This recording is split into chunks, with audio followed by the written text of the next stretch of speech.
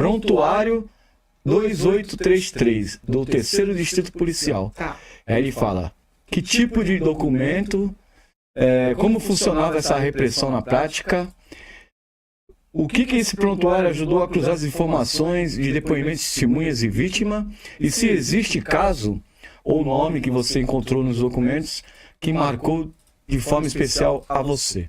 Esse prontuário ele é interessante porque ele é um prontuário do 3º Distrito em si. Está disponível no acervo digitalizado do Arquivo Público do Estado de São Paulo. Pessoal, só pesquisar por prontuário 2833 que já... 2833 você já encontra. Você coloca lá DOPS de Santos, o número do prontuário vai aparecer para você. O que quer dizer DOPS? Delegacia de Ordem Política e Social.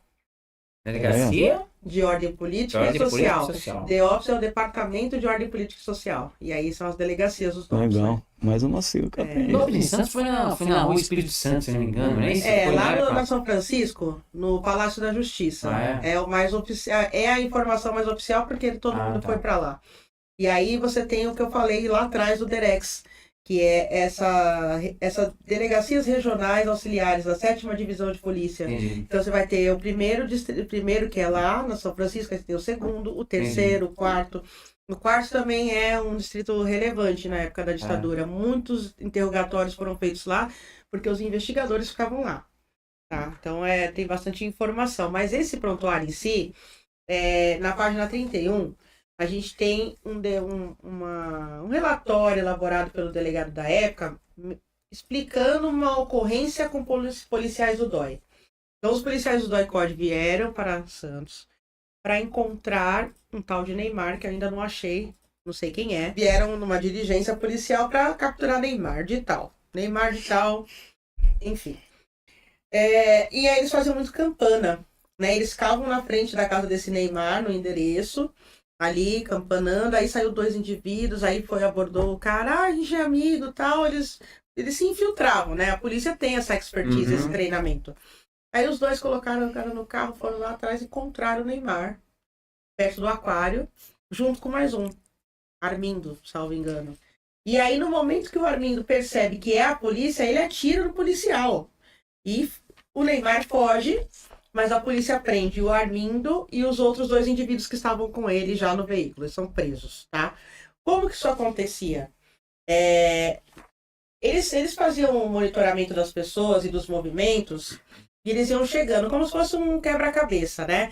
Então aqui a gente teve uma morte, uma prisão emblemática que foi o Antônio Carlos Vicário Lana, que era da ALN, Aliança Libertadora Nacional, que era a dissidência do Partido Comunista, liderada pelo Marighella. O Marighella morreu, as pessoas foram, o que sobrava ali de comando foi aderindo, tentando manter a organização viva. E o Antônio Carlos Vicário Lana foi preso com a companheira dele aqui em Santos também. Também é local de memória, também é projeto de lei, de iniciativa do comitê, que seja preservada a memória de alguns determinados locais da cidade, incluindo este casarão, e esse local da prisão de Antônio Carlos Vicário Lana e da Sônia Lopes Angel, que foi presa como Esmeralda. O que ocorre? O nome é Rivaldo Leão.